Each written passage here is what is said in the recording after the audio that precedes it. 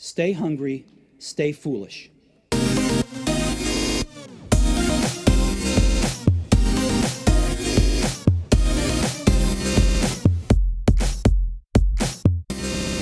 Our guest today provides real-world advice and research-based information on how to grow innovation by employing new technologies, improving processes, and establishing a culture of creativity and forward momentum. Conventional business wisdom views innovation as the biggest advantage startups have over large, established organizations, often referred to as legacy organizations. This belief is false, especially when considering that 70% of all startups fail within 20 months of their first venture round. The truth is, innovation initiatives of legacy organizations have far better chances of succeeding.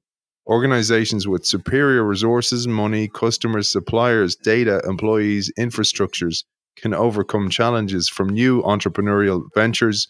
Knowing how to leverage their underutilized advantage is key for achieving sustained, long-term innovation success. We welcome author of Transforming Legacy Organizations, Turn Your Established Business into an Innovation Champion to Win the Future, Kris Østergaard. Welcome to the show. Thank you very much for having me. It's great to have you on the show, Kris. Let's jump straight into it and start with part one, sharpen the axe. And here you share the concept of innovation theater versus innovation culture, where one-off events like hackathons or accelerator programs or even hiring token innovation teams can lull organizations into a false sense of security. There is nothing wrong with all the examples that you just gave. In fact, they can be incredibly valuable tools for innovation.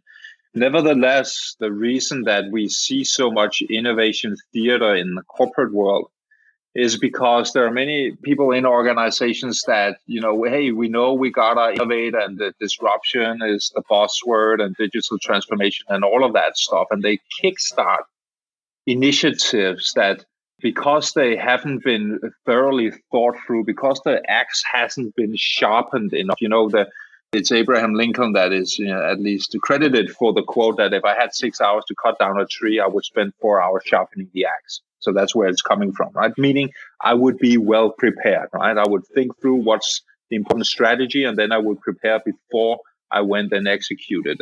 And that's very often what doesn't happen. And that means that even sometimes when organizations put a lot of money and a lot of effort into something like starting an accelerator, for instance, because it's not a part of a well thought through strategy, it becomes more like a one-off event type of thing, where eventually once they have run an accelerator process and they get something out of it, then they don't know what to do with it because they actually haven't thought what happens after.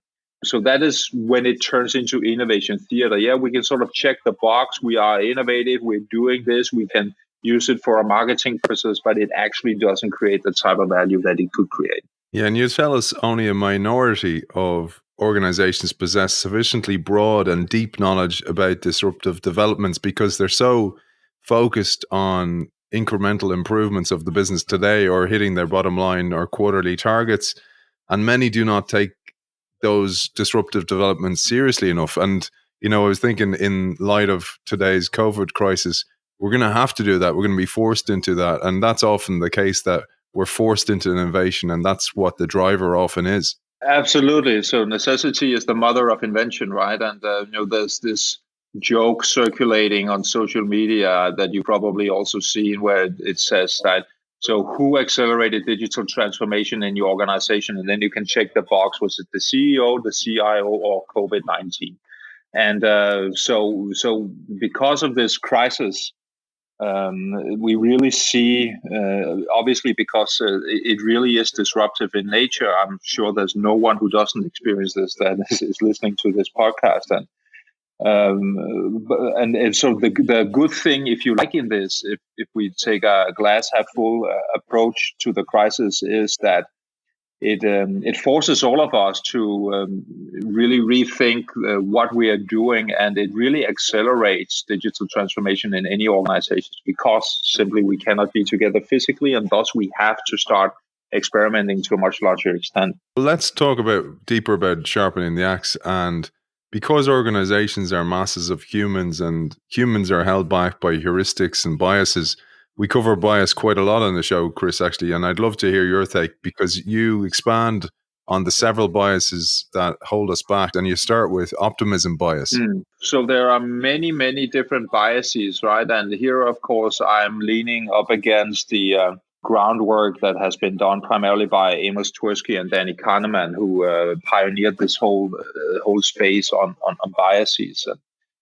So biases are shortcuts that we as human beings take in order to figure out really fast how to act. And the problem, if you like, is that very often those biases, in fact, are not helpful in a modern world. So our brains are super old technology, right? That literally hasn't been upgraded in many thousands of years. And because of evolution, the upgrades, they go really, really slow. And with accelerating pace of technology and exponential technology, that means that the gap between what we're actually able to do with technology and how our brains think that we are able to act, that gap is in fact widening. And that means that heuristics and shortcuts that are ingrained in our brains that work really, really well as hunter and gatherers, well, very often they aren't as helpful in a world that moves at a pace that our world does, where change is so rapid and a constant. And some of the primary biases, like the status quo bias, for instance, which simply means that as human beings, we would rather not lose than win, and we would rather sort of stick to the existing rather than try out something new as a default setting, because obviously it's the safer thing to do. Less helpful in a world with a lot of change, and it is less helpful for innovation, but it is what our corporate organizations have been designed for, a culture like that. And that is one of the core things that we need to really move beyond in our organizations and move beyond this status quo culture that any large corporate has really ingrained in itself. You shared some fascinating studies, and you mentioned, for example, we will know these type of people, so often entrepreneurs, and we think they're delusional. And you talk about self-delusion and studies on optimism bias with regards to swimmers, that actually they can have really surprising results. Right. So the optimism bias is that we as human beings have a bias towards believing that we will actually fare better than what reality most likely will ensure that we do. So we all believe that we will have a better future than, the next guy. And most of us actually have the bias that we are more likely to succeed than the next guy. And of course, there are degrees to the optimism bias, but the study that you're referencing was conducted with a bunch of professional swimmers, where they, in fact, also uncovered that the swimmers with the strongest optimism bias also were the most successful ones. And that sort of, translates into what we also see with some of the super entrepreneurs of the world and the super successful of the world, your Steve Jobs, your Elon Musk, just to name a couple of obvious candidates. Now, they also suffer severely from an optimism bias. But in fact, that is also a key driver for them to actually achieve what they're achieving, right? I mean, so it's the weird thing that, one, we tend to overestimate how well we can do, but the people who really, really overestimate that, of course, combined with other talents that they have than just this one bias here, which Elon Musk, well, there's a bunch of different talents that he has, and certainly the power of execution is also one of them. But probably his optimism bias is also a core reason for why he, in fact, succeeds. It links tightly to the idea of purpose, because if you have that type of optimism bias, you must have a very clear vision. And oftentimes these visionaries are capable of articulating that vision to the organization. And this is core to innovation success. Yeah, absolutely it is. And it's interesting when you take a case like Elon Musk, and not just Tesla, but really everything that Elon Musk is doing. If you look at the original vision for what he wanted to achieve with Tesla, I mean, it really hasn't changed. That goes like 20 years back, right? And we see that in many different cases. I remember also looking into NVIDIA, for example, the microchip producer, right, which has also become massively successful. And their vision also about 20 years back was also exactly the same when they started out. So we have these examples of these founders and these innovators, pioneers who have a very powerful vision, and they really pursue it regardless of how crazy or unachievable it seems when they start out. I love the idea of them painting the picture. And I often think of edge behaviors or science fiction, for example, where somebody may have read something as a kid that gave them the inkling of an idea. They build on that idea. And then we have Elon Musk's or Steve Jobs in the world who have the bravery or the optimism bias to actually follow through. But going back to legacy organizations and how these biases hold them back, one of the really relevant ones is omission bias. And this is one that many will not have heard of. There are many biases that are sort of related to each other. And the omission bias is kind of related to the status quo bias of favoring the existing over trying something new. So the omission bias is favor to sit this one out, right? We have a lot of biases in our brains towards reactivity rather than proactivity. And again, if you think about the brain as this old piece of technology that hasn't been upgraded in thousands of years and is developed for the life on the savannah or, the hunter-gatherer life, it makes perfect sense because it's really about saving energy to only do what is absolutely necessary. So that is how our brains are hardwired. And in a world where food is scarce and where daily life is basically about survival, it makes a lot of sense that you got to contain your energy to only do what is absolutely necessary. That is exactly also why every single human being is a sucker for convenience and why a lot of the innovations we see in consumer-oriented products is completely revolving around convenience, because if we can get it more convenient, we want it more convenient. And those biases completely speak to that. So next you move on to industry convergence. And this is where once the world went digital, the walls between industries started to fall down and where competitors came from different places than they did in the past. But it also meant that the potential for developing one's organization changed significantly. And here you give the great example of Amazon. To me, Amazon is really a core example of an organization that has a DNA of really understanding convergence and really understanding the notion of the need to mutate, which is another core conclusion of the book here, to mutate its core in order to sustain itself and keep growing and creating ever more value. So the e-reader, the Kindle is one example, but there were many different endeavors that mean that also that they were digitizing and the need for data storage increased dramatically. And so they invented this thing called AWS, cloud storage, which was initially an internal product just for themselves. But as they perfected it, they saw, of course, also a market potential. And now it's the biggest revenue generator for Amazon. That also means that the need for data centers increases dramatically. And the data centers, they need a lot of energy, right? So what does Amazon do? Well, they start Amazon wind farms, which is another example of them then not only meeting their own needs, but in fact also powering private homes. And really, when you look at Amazon, what you see is that, you can come up, there are dozens of other examples of this, how they are, converging, how they are moving into other industries. And one of their strategies for doing that is really to look at their own needs and then starting to experiment and then starting to fulfill their own needs and then learning from that, and then they're able to push it out to the market as well. Yeah, it's such an important one. And you give the great examples of this, of I'm a worker within an organization and I have this idea and I'm like, hey, we could actually build this into a product. And I go to the CEO and the CEO goes to me, great idea, Aidan. You need to go and speak to legal. And you talk about examples of this where these are absolute idea killers within legacy organizations. There's so many of these stories around. So if you work in corporate life, you know this. If it has to be compliant with legal, and I'm not talking about breaking the law, but if that is sort of, take it to legal, or it has to be compliant with IT.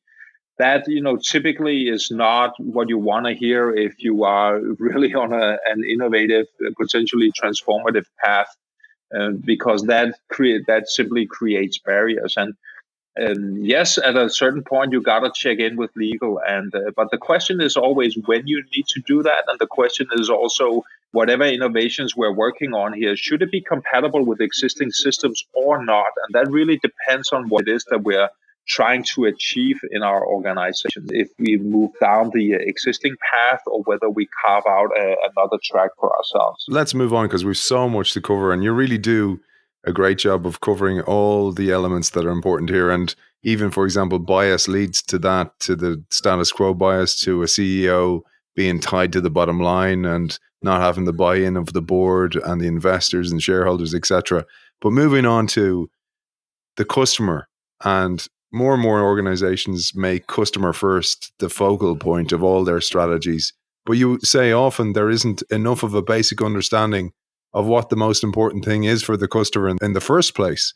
And here you share the fundamental fours, an important consideration when transforming legacy organizations. I'd love if you'd share be, do, feel, and look. Absolutely. Happy to. Yeah. So this is really work that I've done together with my partner, Laila Pavlak, over the course of a decade. And in fact, there's also a free white paper on this that I can recommend to your readers if you go to fundamentalforce.com to read more in depth about this. But there's also a chapter about it in the book. Now, so the basis is that, as a human being, none of us, we go to bed at night and say, tomorrow I want to be a worse version of myself than I was today, right? That's just ridiculous. In fact, it's quite the opposite.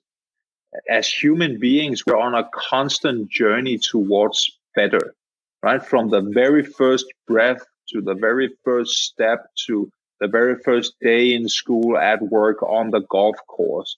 We call that the quest for the better me. As human beings, it's innate in us. We're always striving towards better. And so what we have done in our research is to investigate what are the core motivations that drive us as human beings, and those we call the fundamental force, and because they are fundamental to us as human beings, and because yes, it's a force, and there are also four of them, and we call them be, do, feel, and look better.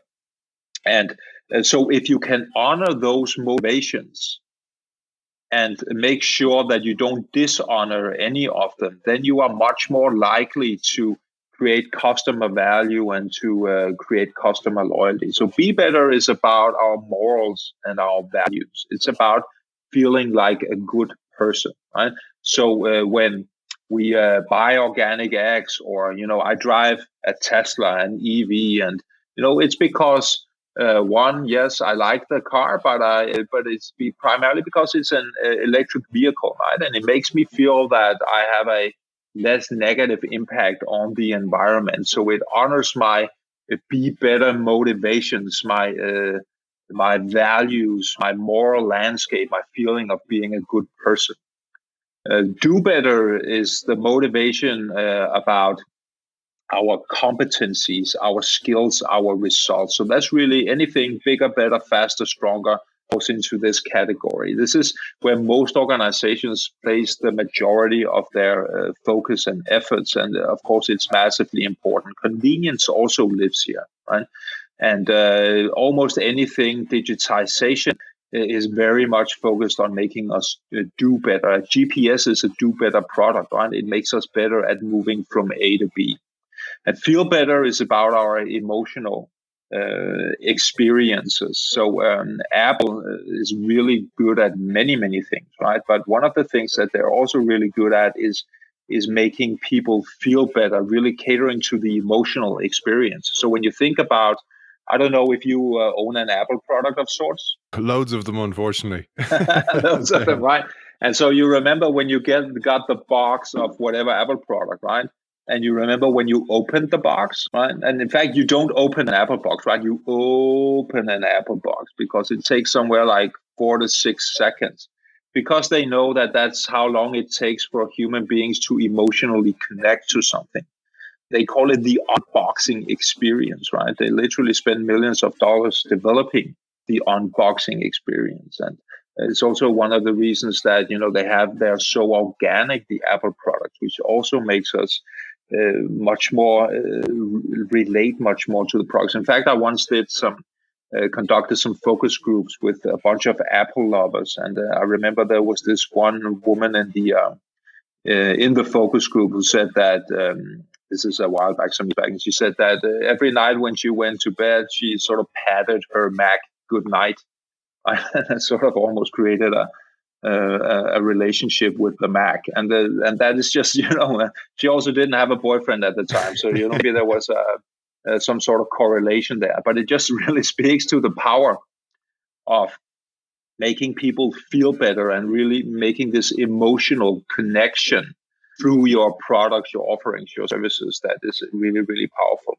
And then finally, the fourth motivation is that we call look better, which is about social status, which is one of the ones. So I don't know. So I know you're based in Ireland. I'm based out of Denmark. I know here in the Nordics, we have sort of a tendency to downplay the notion of status as being less important. And we even in the Nordics have something called the Jante law, which which literally states that don't think you are anything. Don't try to sort of wear your hat too high, which is a very special cultural thing. Not in a negative way, right, Kris? It's more of a positive thing. It's more like everybody's the same, and let's treat the lowest of society the same as what's perceived as the highest. We're all human beings. It's a very positive thing. I loved it because I only discovered it through your book, and one of the things I hoped was that these crises like the COVID crisis, maybe it can instill a bit of that back into the world where it had kind of disappeared in the past. Yeah, I think it has, a positive side and a negative side. And I completely agree. The positive side to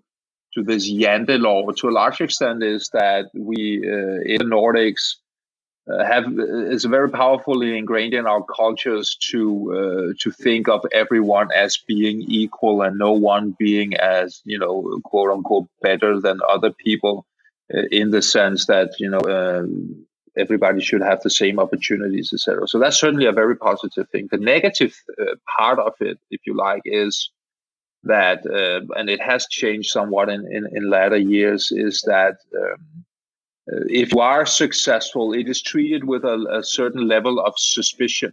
And you got to be sort of careful. I mean, the contrast, to speak in stereotypes here, is sort of the American way. And I'm a billionaire.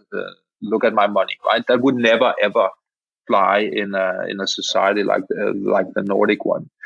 But nevertheless, regardless of what kind of cultures we have, again, back to the notion that our brains all over the world are old technology, status is really, really important for us. And the reason that it's important for us is because it is tied to the notion of feeling a sense of belonging and that you are part of a community. And if your group didn't like you back on the savannah thousands of years ago, then that would be a serious problem, and that might, if they expelled you, you might die.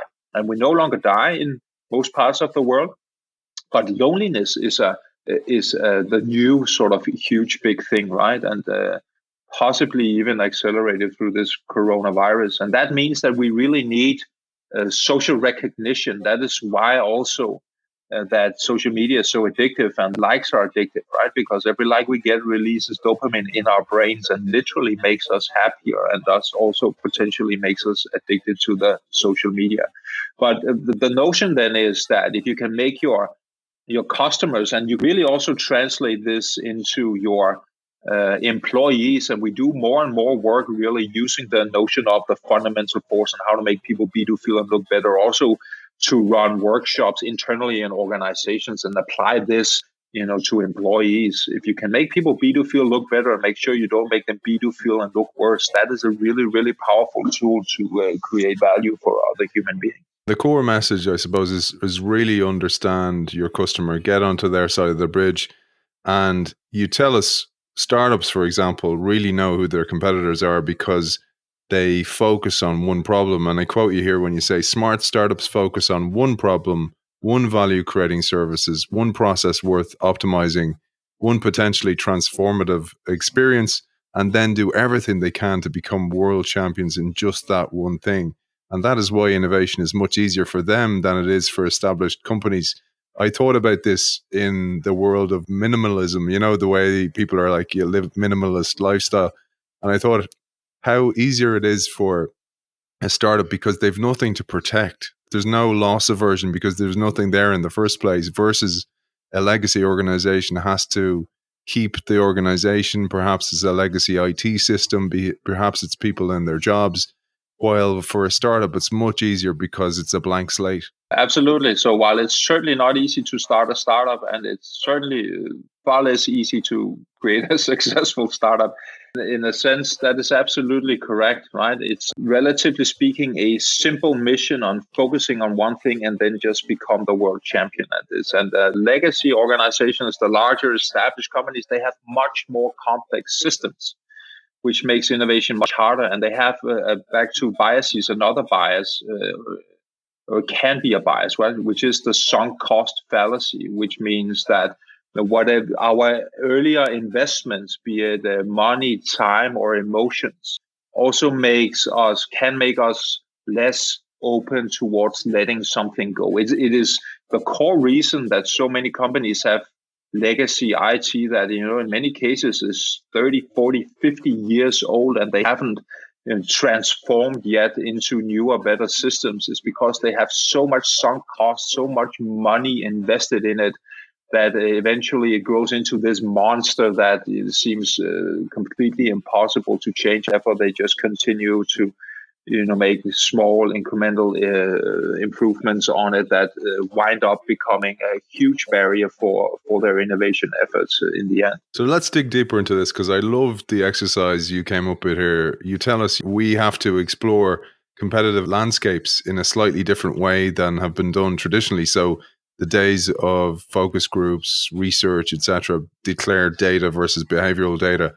And you created a game which you call 6 Degrees of Competition. I'd love if we played that game live now on air with our audience, Kris, and perhaps you can pose a question, give a little pause for people to ponder the answer, and then give the answer yourself. That'd be great. Yeah, absolutely. Yeah, 6 degrees of competition. So the idea here is to say, take your core offering and then explore what is the first degree of competition to that core offering. What is the second degree of competition? And go all the way to the 6th degree of competition, and then see if you can tie the knot back to your core offering and the value that it provides. Now, so the question here is, so I'm going to use coffee as an example just to keep it simple, right? So think about whatever the biggest coffee brand in your part of the world is. So I may live in the Nordics. One of the biggest brands is called Gevalia. If you're in the US, it may be Folgers. If you're in Italy, it may be Lavazza. There are, of course, many different coffee brands now. So think about what the relationship might be between coffee and autonomous vehicles in terms of competitive landscape.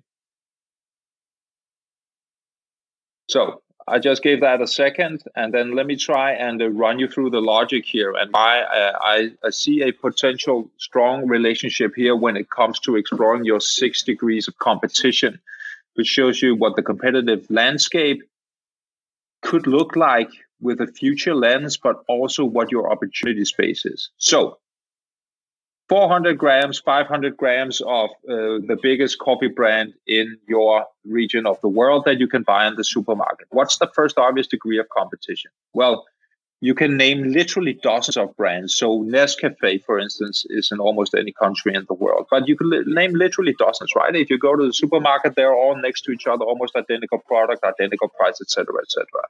So what's the second degree of competition to those 400 grams of ground coffee you can buy in the supermarket? Well, probably tea, right? If you drink tea, you don't drink coffee. So in that very instance, the tea cannibalizes on the coffee. What could be a third degree of competition? Well, maybe if we think about cold beverages instead of hot beverages, so sort of an adjacent product, you could think about Red Bull or Coca-Cola, right? So it's not hot like coffee, but it's loaded with caffeine like coffee, and in many ways provides the same value that coffee does, which is keep us energized and alert, right? Which is a core value in drinking coffee. Now, what could then be a fourth degree of competition if we think entirely different business models than, in fact, grounding and selling coffee? And here you can go and think about, what about something like Starbucks, right? If you go to Starbucks or another coffee chain or coffee store and you pay a lot more money for your cup of coffee, then you don't brew it at home, right? So typically when I do this exercise and when I ask people in an audience, when I do keynotes around the world, they can follow me pretty well up until this fourth degree of competition. But when we move into the fifth and sixth degree, it typically gets more difficult. And this is also where we typically take a more sort of future lens. Now, so let's think about a potential fifth degree of competition to those 400 grams of coffee you can buy in the supermarket. If we think exponential technology and how you can use technology to create the same value here. Now, so think about a thing like the Muse. So the Muse is a meditation device. It's a device that you put on your forehead and behind your ears. And what it does is that it can read your brain waves. So it can read whether your brain is in beta, alpha, or theta state. And you also wear headphones when you use it, because while it reads your brain waves, it also plays noises, sounds. So it can be the beach or the jungle or the city, and you hear these noises and you hear wind. And the closer you get to theta stage, which is where you want to go here, the less noise you hear and the less wind you hear. And if you like really hit the sweet spot, then you hear birds tweet, and you collect bird tweets on the app. So it's gamified meditation in a convenient way. And I can't help but think about products like the Muse, and there are other products out there as well. There's one called Think. There's a bunch of others increasingly on the market that do something similar. What they might do to coffee cup number 3, 4, 5, or 6 during the day, right? When you're like 3 p.m. in the afternoon, you're kind of tired, but you got to stick around a couple of more hours at work. So will you drink that extra cup of coffee, or will you maybe spend 7 minutes with your meditation device?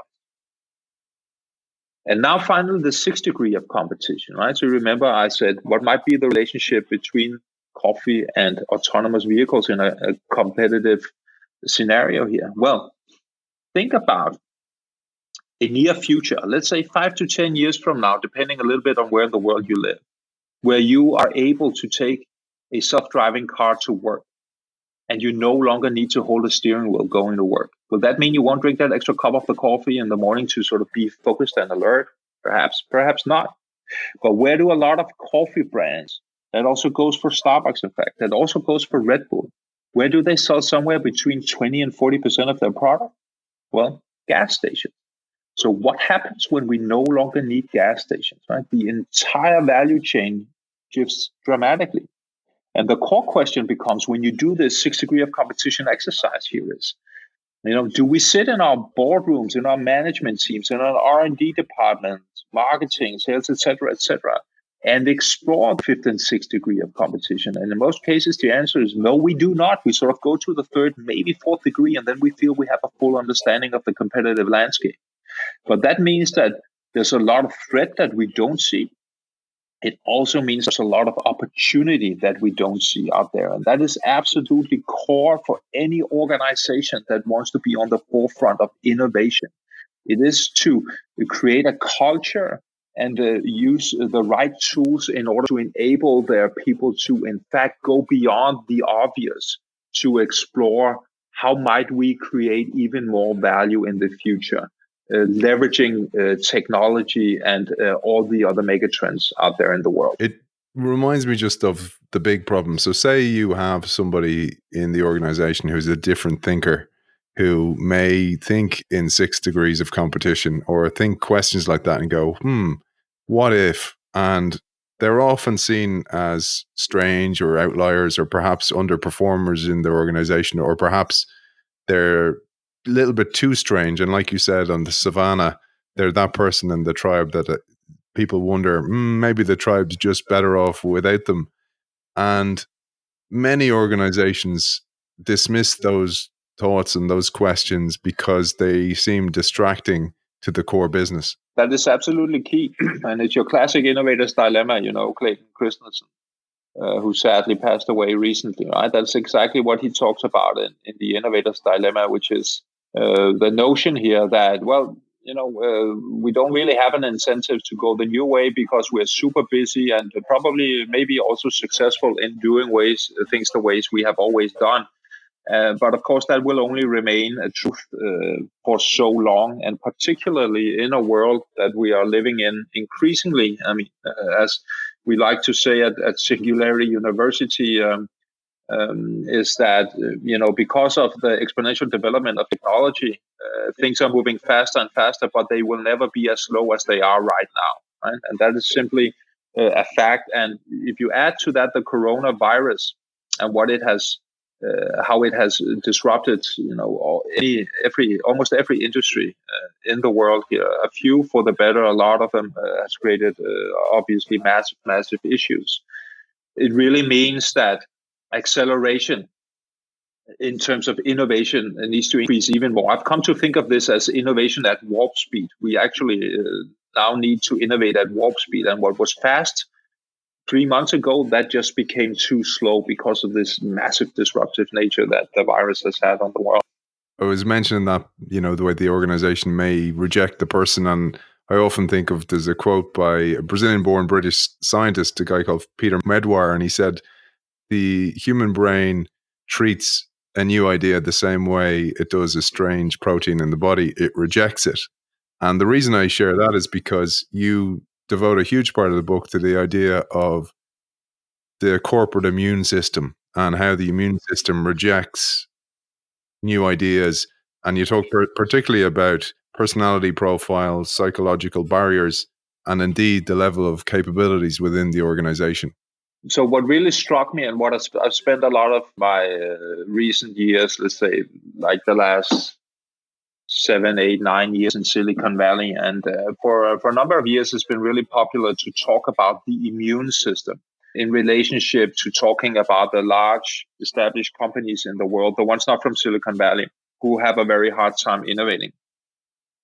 So it was a metaphor that really resonated with me. But what also really struck me was that whenever someone was talking about the immune system, there was always a lot of finger pointing going on. So it was like CEOs pointing to middle management saying, they're the guys and girls, they don't want to innovate. And, there's even another term popular in Silicon Valley, which is the middle management permafrost, which is, making everything just freeze over and nothing can get done, right? But, the middle managers, they point to the employees and say, no, it's them guys, they don't want to innovate. And the employees, they point back up the chain of command. So everybody's pointing at everybody, right? And saying, yeah, it's because of those people, right? That's why we cannot innovate. But is that really true? I mean, is it just in quotation marks, with people saying, no, we don't, and then things don't happen? So I really started to research this in more depth. And what I found was that, yes, of course, there's human resistance to change. It's a real thing. But I will argue that it's not the most important barrier towards innovation. And in fact, it's helpful to understand the immune system in 3 layers, as both an individual immune system, as an organizational immune system, and as a societal immune system. And we need to understand them all in order to avoid the barriers that they may create. So yes, there's human resistance to change that has to do with, for instance, our personality profiles. We all have different risk profiles as human beings, right? That's neither good nor bad. It's just how it is. Some of us, we like to bungee jump. Some of us, we really think that's the worst idea in the history of mankind, right? But that's just how it is. It does impact, though, how open we might naturally be towards big transformation and innovation projects, because innovation is inherently risky. And therefore, not everyone will be equally open towards it. And that is something we need to mitigate and design for. We also have psychological resistance, back to all the biases we spoke about earlier. And we have massive capability deficits in organizations around the world. And if you as a human being feel that you may not have the capabilities to move into the future, then of course you will have resistance towards it. So all of that points to, yes, of course, that can impact human resistance to change. That's a real thing. And we need to understand that, and we need to design for it so that it doesn't hold back our innovation. But even more important than the individual immune system is the organizational immune system. That is constructed of organizational KPIs and reward systems. That is, generally speaking, KPIs in companies, they are a mess. They're not aligned with strategy. They're not aligned between departments and divisions. And that means that literally what most organizations do, KPI systems in many organizations is another one of those monsters that have been built on top of for many, many years. And eventually no one really understands how they work or how they fit together. And that is why in most cases they do not And that creates, what we in game theory call a coordination problem. People literally cannot move in the same direction between departments or divisions because their KPIs tell them something different. So if the KPIs are not aligned with your strategy and with whatever you are saying out loud as leadership in terms of we need to be more innovative, we need to disrupt ourselves, or whatever language is being used. If the KPIs are not also adjusted towards that, then you have a coordination problem, and then you most likely will not succeed. And the legacy IT, which we spoke about, is another part of the organizational system, as is investors and shareholders who demand short returns. Now, so the problem or the thing here is that if you take that organizational immune system, like the organizational system, and you hold it up against the individual in the system, then the system will always win. Always. Organizations, they're not democracies. It's not like we can elect a new leader every 4 years or whatever, right? So that means that either you shut up and do as you're told, or you go somewhere else. So the system will always win. So if you really want to be optimizing for innovation, then you need to look much more at your system and adjust your system. And then most people will follow. It actually turns out that people are remarkably adaptable to change if they have the right context to do it within. That is why it's also interesting that as we are in Corona crisis mode now, what that in fact also means is, in most cases, human beings have become much more open to innovation than they were before the crisis, because the context has shifted dramatically, and it's obvious to almost everyone that the rules have just changed and we need to do something else. So in that sense, you can think of that also as an innovation opportunity. Yeah, and I love the idea of the coordination problem, Kris. You give the example of sales versus IT, but before that, maybe give the example of the prisoner dilemma, which really brings it to life. Yeah, so the prisoner's dilemma is sort of that classic game theory example to explain the coordination problem. And so the notion is that two people captured by the police, and they so what should they do, right? Should they rat each other out, or should they keep quiet? That's your classic dilemma if you are a criminal and you are caught and you have a partner as well. The dilemma can be a little hard to grasp if you only hear it and don't see it. At least it was for me, because I sort of need the visuals as well. But so the notion here is that, the captured criminals, they can either choose to stay quiet, which will put them 1 year in prison, or they can rat each other out, which means that one of them won't go to prison, but the other one will go to prison for 3 years. And if they both rat each other out, then they will go to prison for 2 years, I believe it is, right? So the smart thing is to stay quiet, but it means that they got to believe that the other one stays quiet as well, because if they don't do that, they both actually go to prison for a longer time. And so that is the coordination problem here. So how do we actually coordinate? And if you translate that into organizations, then you see this coordination problem very often in between departments, or between divisions, or even between colleagues, in the sense that, what is my incentive to do something? Maybe person A has a lot of incentive to do something, but it isn't necessarily clear that that incentive also translates to other people.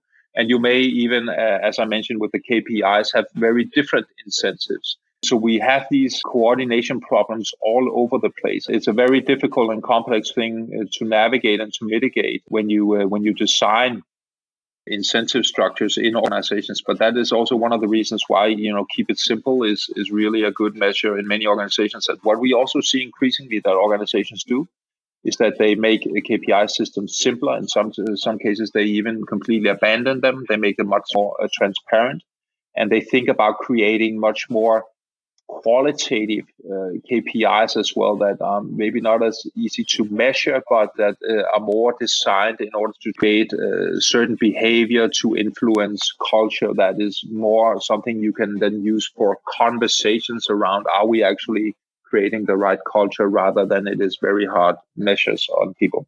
One of the things we mentioned there, the coordination problem, that also exists between upper management, so CEO perhaps, and the board, or investors indeed. And for innovation to thrive, we need investors and shareholders to be on board with long-term investments.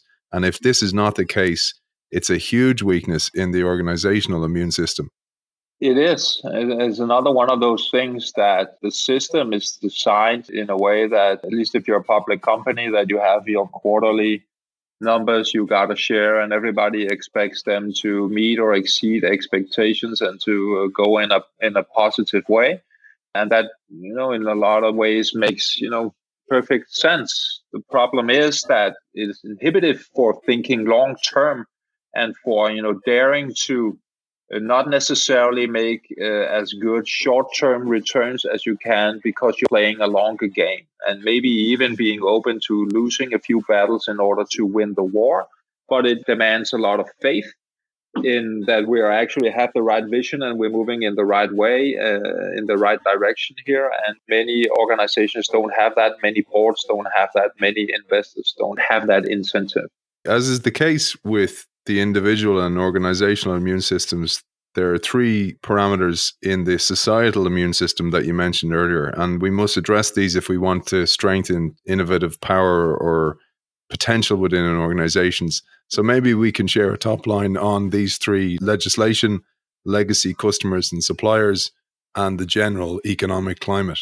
As you said, there are three core elements to this. One is legislation. So legislation is a barrier towards innovation in many instances. That's also why it's typically the incumbent's best friend, because legislation is gunning, if you like, for the status quo. We have developed legislation to make certain that we, adhere to certain rules and that society runs in a certain way. So if someone comes with a disruptive opportunity that doesn't play by those rules, then legislation is certainly something to hold that back. When we look at the technological development and also developments within business models, then very often it is not what we are actually, potentially capable of doing or not doing that is holding us back. It is whether we legislate in a way so we allow it now. So Uber is a classic example of a new business model that in most countries around the world weren't ready for. And I do think that Uber has done a lot of things that were ethically questionable in scaling efforts. But I think it's undeniable that most people who have driven or used Uber as a service or one of the similar competitors, in many ways, from a customer perspective, far superior to the traditional taxi experience.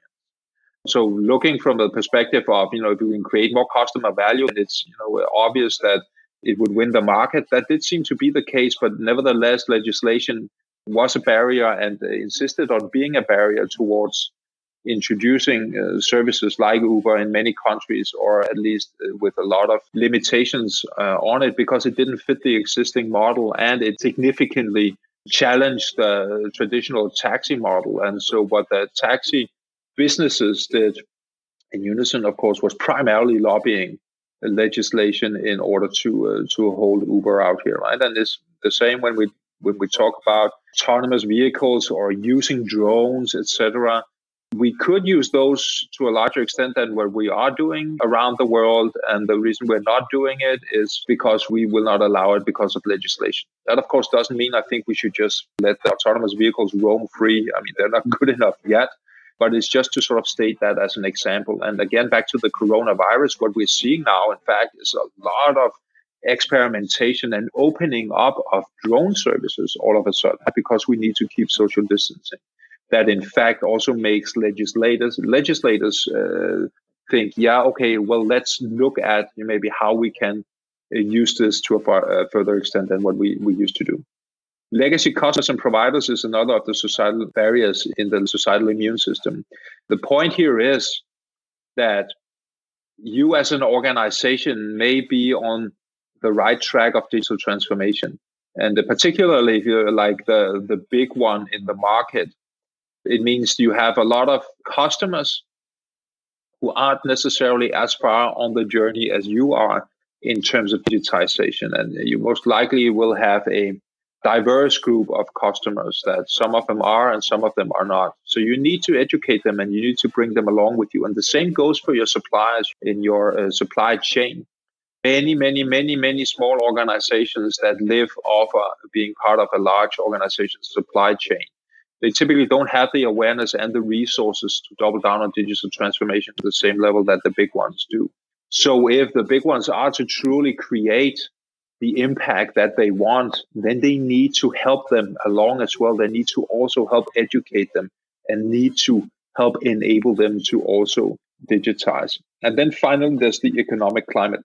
And, the notion is, and I see that all over social media right now as well, where, people, they write that, a crisis is the perfect time for innovation.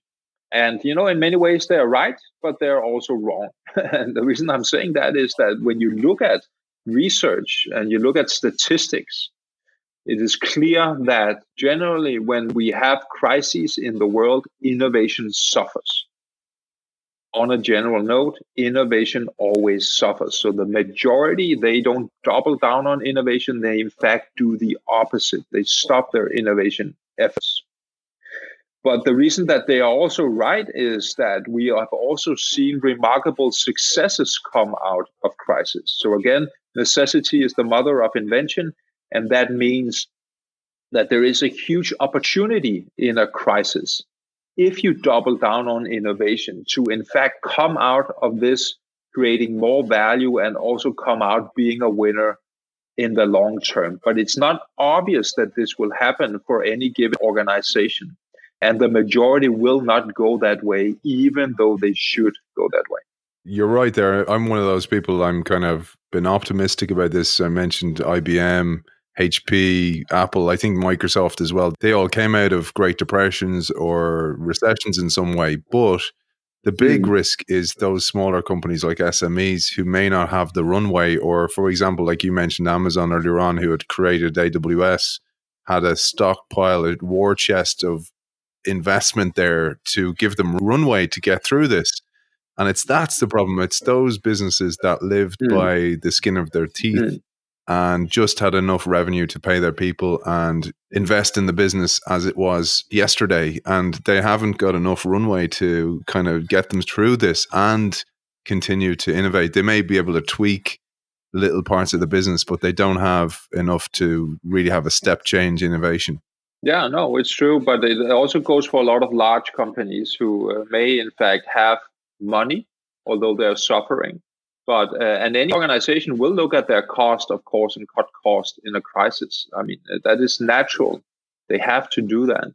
But they, at the same time, they have to double down on innovation. And also many large companies who may have the resources to do so won't do it because they, become even more risk averse in times of crisis. But it's a balancing act. But at the end of the day, if you want to be the innovation champion on the other side of the crisis, you need to double down on innovation when you are facing even these difficult times that we're facing now. And I do think that, part of the good news is, which is also one of my major conclusions in the book here, is that while money, of course, is not unimportant, a lot of innovation and increasing your innovation powers has much more to do with mindset and design than it really does money.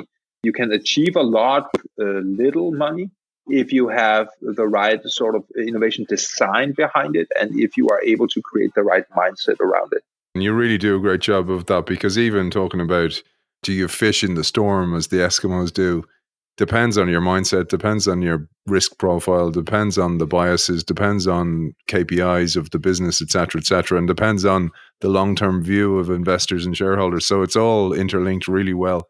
But one of the things I thought you did really well, and Kris, and I know you do this a lot, is bringing businesses to visit Silicon Valley or startup accelerators, et cetera. And a lot of our audience of this show work in those accelerators or run them, or perhaps they're CEOs who have an internal accelerator within the business. I thought we'd jump to innovation teams or units within organizations, because oftentimes people wonder, should I do it externally or keep it away from the core business so the core business doesn't drag it down? But I love the idea you talked about creating a Trojan horse within a legacy organizations, because sometimes organizations can appear to upgrade the core rather than challenge it. I think what is essential if you are one of those legacy organizations and you have a complex system is that you need to understand that innovation is not one thing. And in fact, it's helpful to innovate in multiple tracks at the same time.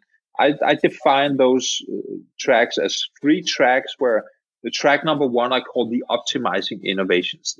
That is your metaphorical extra blade on the razor. When you see the TV ads and the razor manufacturers say, now we don't have 3 blades, we have 4 blades. And then, 2 years later, they don't have 4 blades, they have 5 blades, right? That's an optimizing innovation. And in itself, that is good and right. You should do that. You should continuously optimize the existing. And if you are currently a successful company, well, then you are probably world champion at that. So you should do that.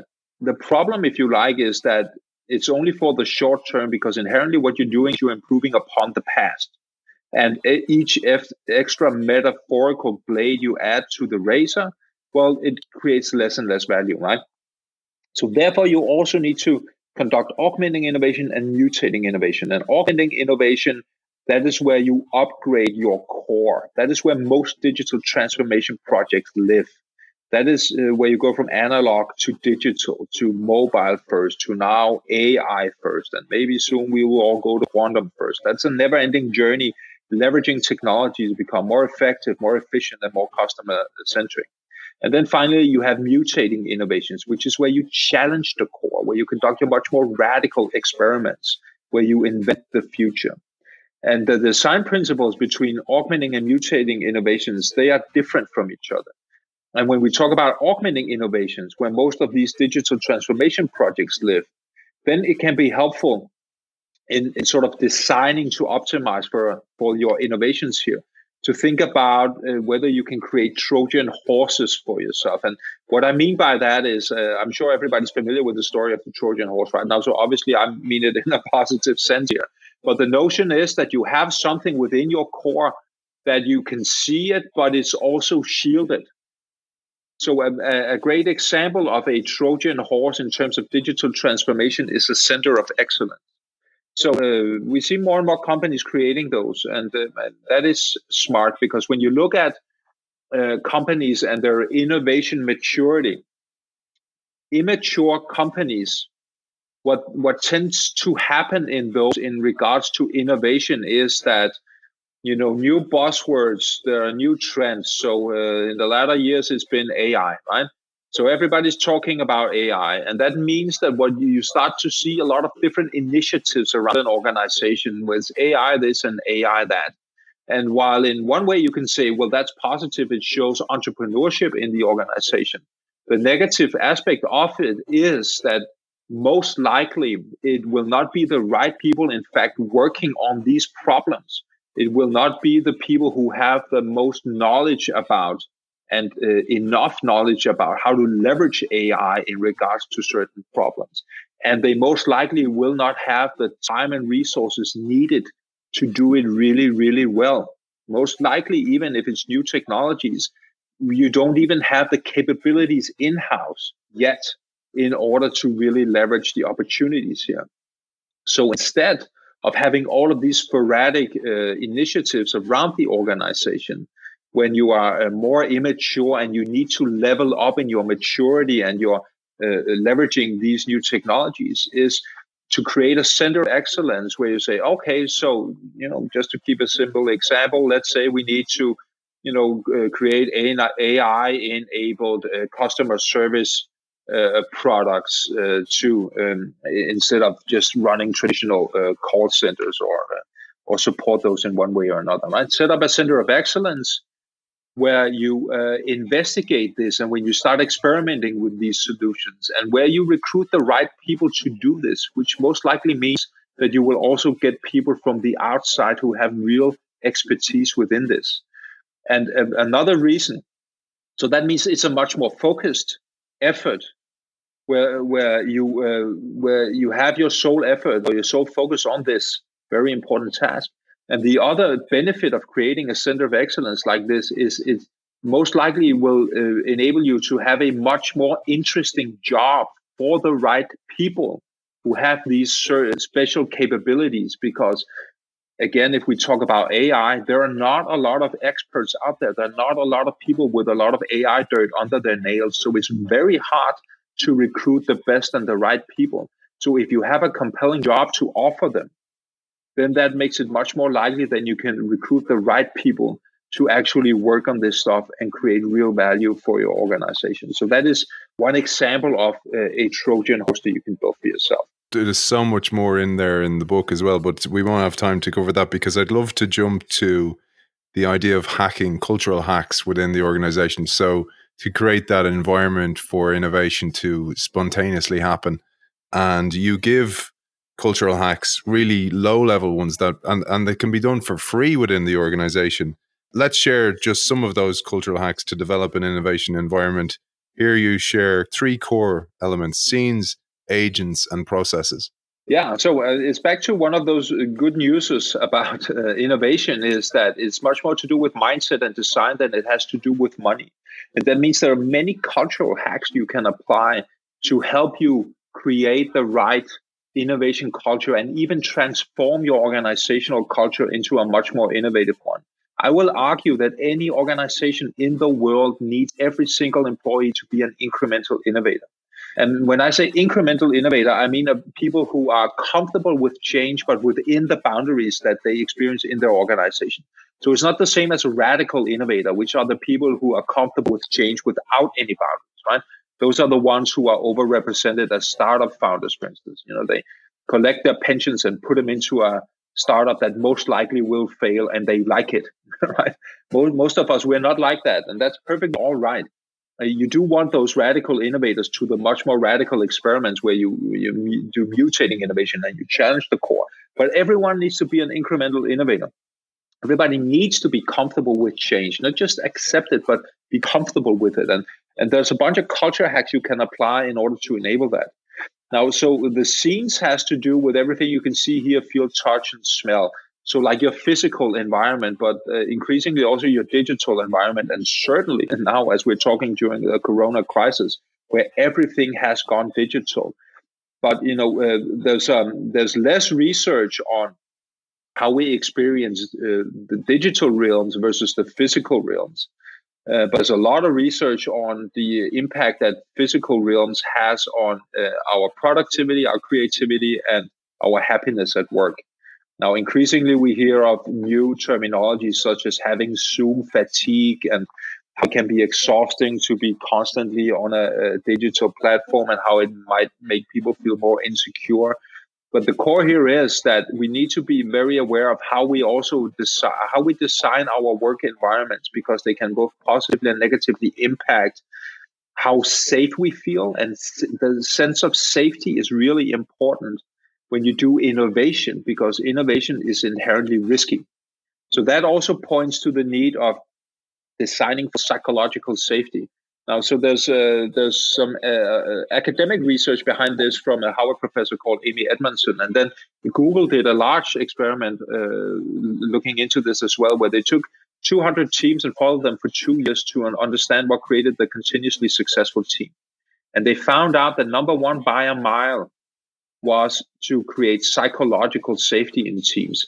That surpassed the composition of the team and how much experience people had and how many prior successes and what kind of education they had. So if you can create psychological safety in a team, meaning that everybody feels that they can voice their opinions, that they can have discussions without being hammered over the head, that there's a flat hierarchy, stuff like that. That may sound obvious, but it's not obvious unless you are aware of it and you also design for it.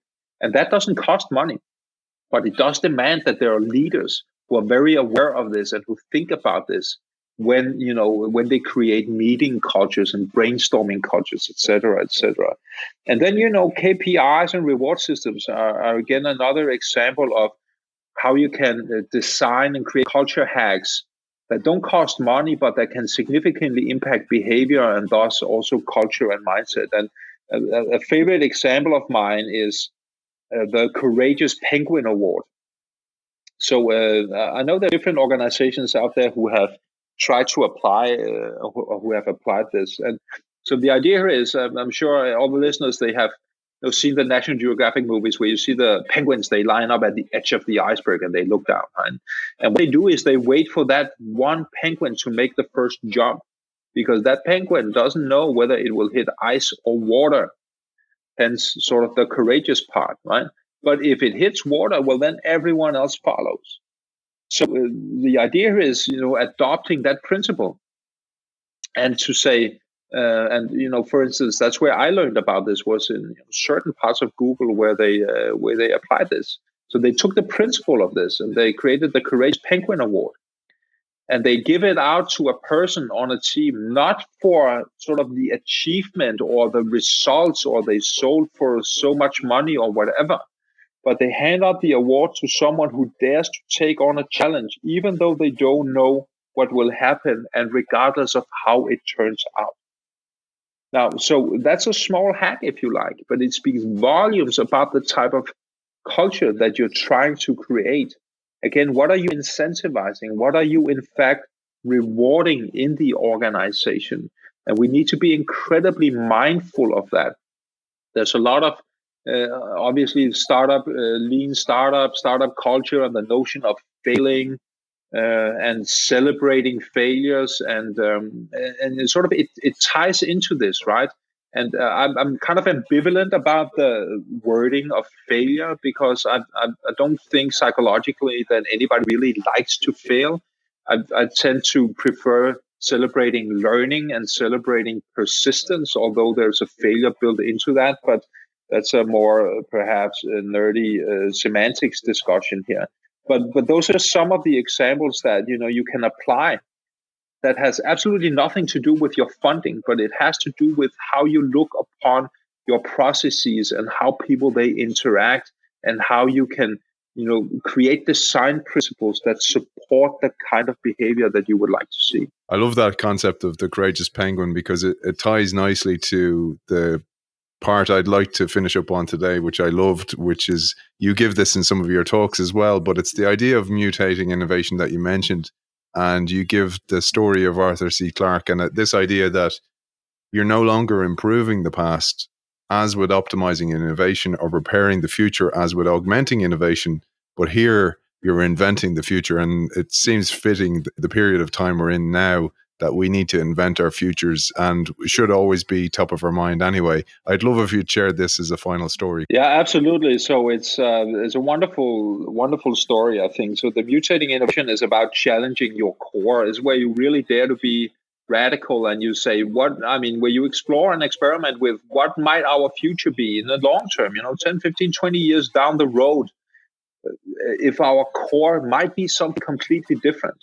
And so the story of with Arthur C. Clarke here is that he I'm sure most know him, famous sci-fi writer, right? Most famous for writing 2001, and so he also obviously wrote many other books. And one of the books that he wrote is called The Fountains of Paradise, and in that book he explores a near future where human beings they build space elevators.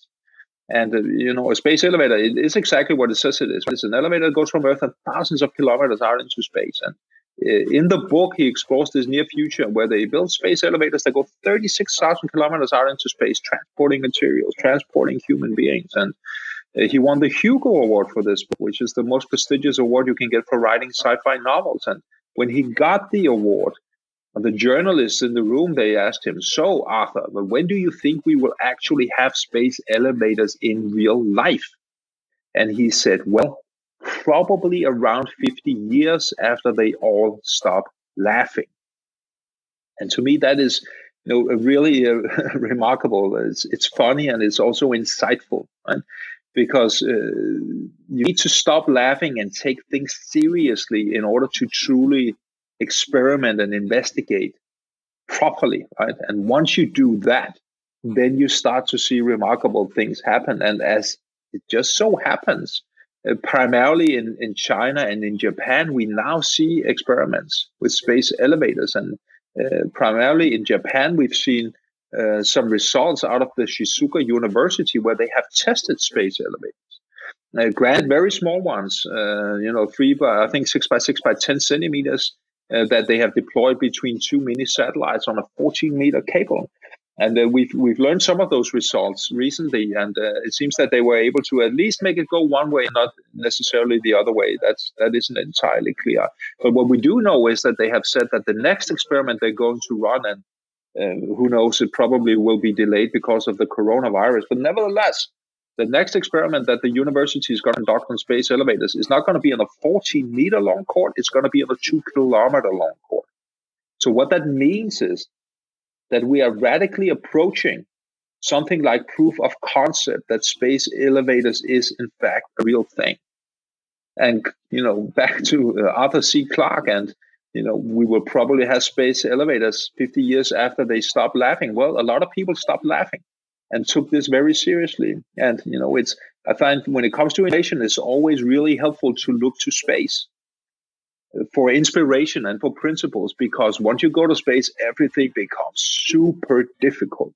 So if you can make things happen in space in an environment so hostile as that, then what can't we achieve down here on Earth? And that is really, I believe, the mindset that all of us, we need to apply to move into a better future. Beautiful way to finish, Kris. And where can people find out more about you, your organization, your work, the book, etc.? I can encourage people to go to www.sunordic.org, which is the Singularity University based out of the Nordics, which I am a co-founder of and where I reside. I can also encourage them to check out Singularity University's Corporate Innovation Podcast, which I am the host of, where I explore also a lot of these future forward-looking innovations and talk to innovators who are working on the cutting edge of innovation. So if you go to su.org or you simply Google the Corporate Innovation Podcast or Singularity University's Corporate Innovation Podcast, then you can find that as well. Author of Transforming Legacy Organizations, Turn Your Established Business into an Innovation Champion to Win the Future, Kris Østergaard, thank you for joining us. It's an absolute pleasure. Thank you so much for having me.